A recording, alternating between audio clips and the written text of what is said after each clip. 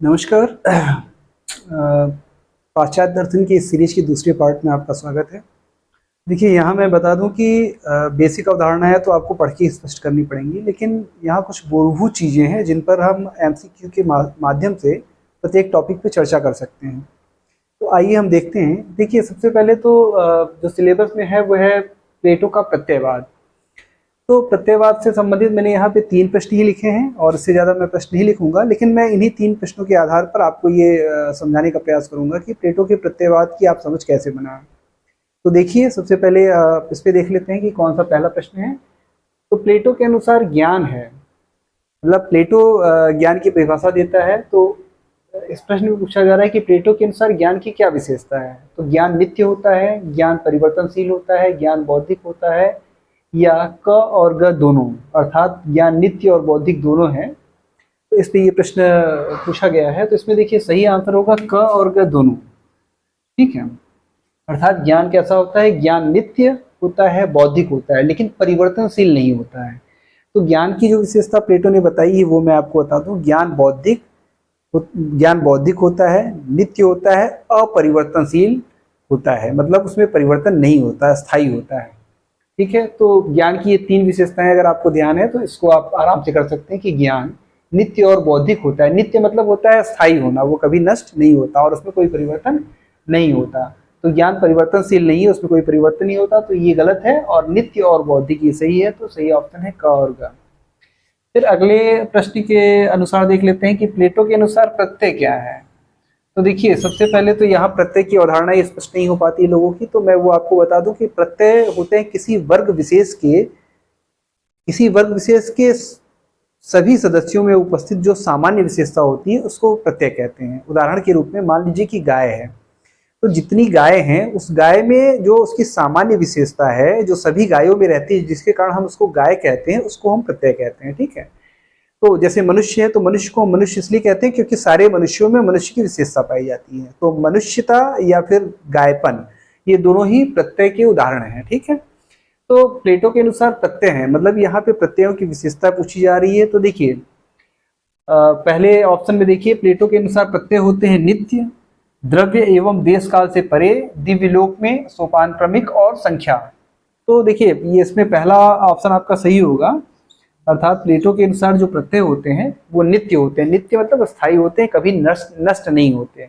द्रव्य होते हैं, द्रव्य वो होता है जो स्थायी होता है, तो इसलिए द्रव्य भी है।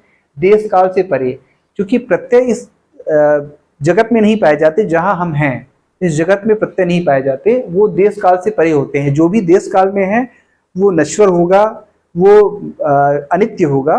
तो प्रत्यय चूंकि नित्य है इसलिए देश काल से परे हैं। फिर ये दिव्य लोक में निवास करते हैं, मतलब इस जगत में नहीं होते, ये किसी और लोक में रहते हैं। सोपान क्रम में होते हैं, मतलब इनका एक क्रम होता है कि एक पहले सबसे नीचे वाला प्रत्यय रहेगा, फिर उससे ऊपर ऊंचा वाला प्रत्यय रहेगा। तो इस प्रकार से एक क्रम है। जैसे रंग के प्रत्यय हैं तो नीला रंग और लाल रंग दोनों ही रंग के प्रत्यय के अंतर्गत आ जाते हैं। ठीक है, तो प्रत्यय सोपान क्रम में होते हैं और संख्या होते हैं, मतलब इनकी तुलना संख्या से की गई है। तो आपका सही ऑप्शन है नित्य होते हैं, द्रव्य एवं देश काल से परे होते हैं, दिव्यलोक में सोपान क्रम में होते हैं और संख्या होते हैं। ये ऑप्शन आपका सही है। बाकी ऑप्शन पर देख लेते हैं। देखिए, प्लेटो के अनुसार प्रत्यय, मतलब यहाँ पर प्रत्ययों की विशेषता पूछी जा रही है। तो प्रत्यय जो है वो अनित्य होते हैं, तो ऐसा नहीं है, प्रत्यय अनित्य नहीं होते बल्कि नित्य होते हैं, इसलिए ऑप्शन गलत हो जाएगा। दूसरा, प्रत्यय विशेष होते हैं। देखिए, प्रत्यय सामान्य होते हैं, विशेष नहीं होते, क्योंकि प्रत्यय को सामान्य कहा गया है। ये सामान्य विशेषताएं हैं जो सभी लोगों में पाई जाती हैं, जिसके कारण हम किन्हीं वस्तुओं को एक ही वर्ग या एक ही समूह में रखते हैं। तो प्रत्यय विशेष नहीं होते, ये सामान्य होते हैं। इंद्रिय जगत में नहीं होते, जैसा आपने देखा कि ये दिव्य लोक में निवास करते हैं। ठीक है, तो आपका यहाँ पे सही ऑप्शन है नित्य होते हैं, द्रव्य एवं देश काल से परे होते हैं, दिव्य लोक में, सोपान क्रमिक होते हैं और संख्या होते हैं। ये ध्यान रखने वाली बात है। इससे रिलेटेड कोई भी प्रश्न आएगा तो आप बड़े आराम से कर लेंगे। लेकिन प्रत्यय अनित्य नहीं होते, विशेष नहीं होते, बल्कि सामान्य होते हैं और इंद्रिय जगत में नहीं निवास करते, दिव्य लोक में निवास करते हैं। ये भी आपको ध्यान में रखने लायक चीज है। फिर इससे संबंधित और प्रश्न इसी से संबंधित आ सकता है कि ज्ञान के विषय हैं। देखिए, तो यहाँ पे ये इन दोनों ऑप्शनों को देखिए, ये दोनों ऑप्शन है कि ज्ञान के विषय हैं लेकिन सत्य नहीं है, और सत्य लेकिन ज्ञान के विषय नहीं। तो प्रत्यय ज्ञान के विषय होते हैं और सत्य होते हैं, मतलब रियल होते हैं। प्रत्यय रियल भी होते हैं और ज्ञान के विषय भी होते हैं। लेकिन इसमें देखिए ज्ञान के विषय तो कहा गया लेकिन सत्य नहीं कहा गया, इसलिए ऑप्शन गलत हो जाएगा। सत्य है लेकिन ज्ञान के विषय नहीं, इसलिए ऑप्शन गलत हो जाएगा। लेकिन अगर दोनों होता कि ज्ञान के विषय है और सत्य है तो ये ऑप्शन सही हो जाता। तो ये प्रश्न हमें प्लेटो के अनुसार प्रत्यय की विशेषता बताता है कि प्रत्ययवाद क्या है। थोड़ा सा और बता दूं मैं आपको, प्रत्ययवाद वह सिद्धांत है जो मानता है कि प्रत्यय ही वास्तविक होते हैं और ज्ञान के विषय होते हैं, ठीक है। ये और इसके अलावा ये मानते हैं कि ये जो संसार है ये संसार वास्तविक नहीं है, ये संसार सत्य और असत्य मिलकर बनाया। तो यहाँ से एक प्रश्न ये भी बनता है कि क्या प्लेटो के अनुसार इंद्रिय जगत, जिसको हम ये जगत कहते हैं, जिस जगत में हम रहते हैं, इंद्रिय जगत सत्य है या असत्य है? तो न तो सत्य है न असत्य है, बल्कि ये सद सत्य है, मतलब सत्य और असत्य दोनों से मिलकर बना है। ये प्रश्न भी बनता है, ठीक है। इसी से रिलेटेड एक चीज मैं और आपको बता दूं कि प्लेटो ये कहते हैं कि यह जो जगत है वह इंद्रिय जगत की प्रत्यय जगत की अभिव्यक्ति है। जो प्रत्यय जगत जिसमें प्रत्यय रहते हैं उस जगत की अभिव्यक्ति यह जगत है। इसके बारे में 3 सिद्धांत हैं, प्रतिबिंबवाद, सहभागितावाद और अभिव्यक्तिवाद। तो 3 सिद्धांत है, लेकिन प्लेटो मानते हैं कि यह जगत प्रत्यय जगत की अभिव्यक्ति है।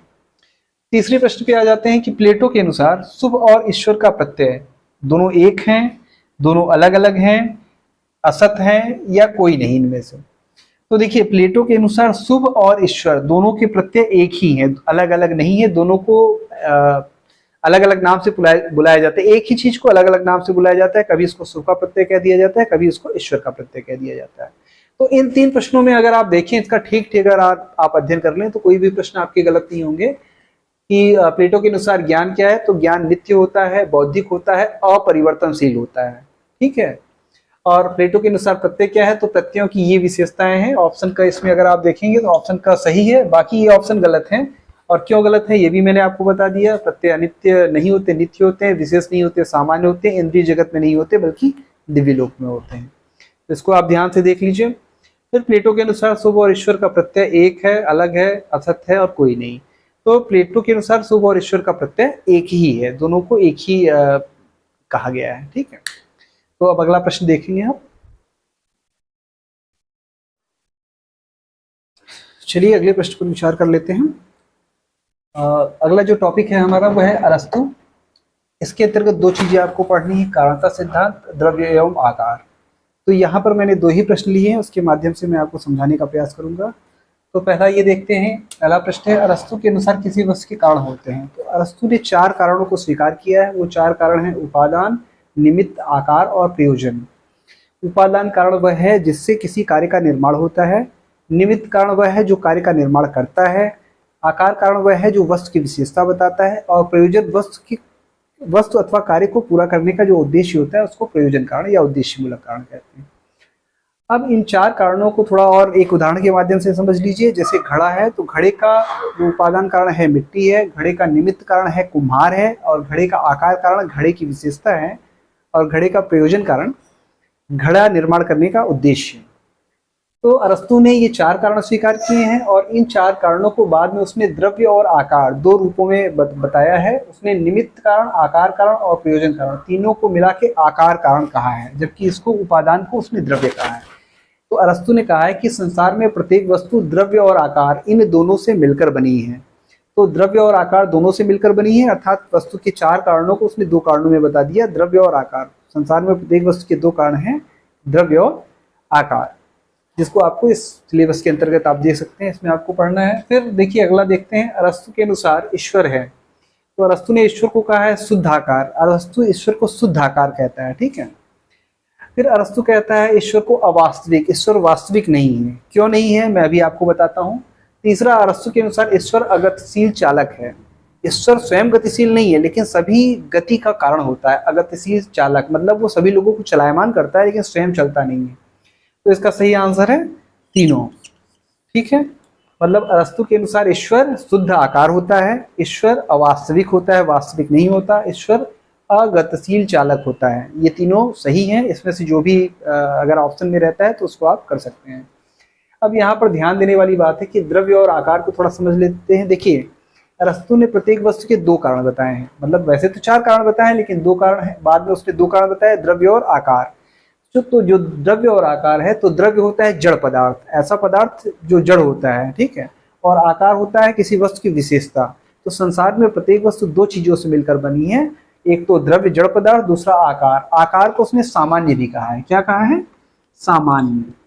अब यहाँ पे ध्यान देने वाली बात यह है कि अरस्तु के और प्लेटो के, अरस्तु और प्लेटो दोनों के ही प्रत्यय सिद्धांत में अंतर यह है कि अरस्तु का जो सामान्य है, अरस्तु का जो प्रत्यय है जिसको सामान्य वो कहता है, अरस्तु का प्रत्यय वस्तु के अंतर्गत रहता है, वस्तु में ही रहता है। लेकिन आपने अभी देखा थोड़ी देर पहले कि जो प्लेटो है, प्लेटो का जो प्रत्यय है वो दिव्य लोक में रहता है, वो वस्तुओं में नहीं रहता, इस संसार से अलग रहता है।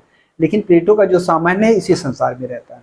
तो ये भी ध्यान देने वाली बात है। तो ठीक है, अब हम अगले टॉपिक को देखते हैं। अगला टॉपिक हमारा है डेकार्त।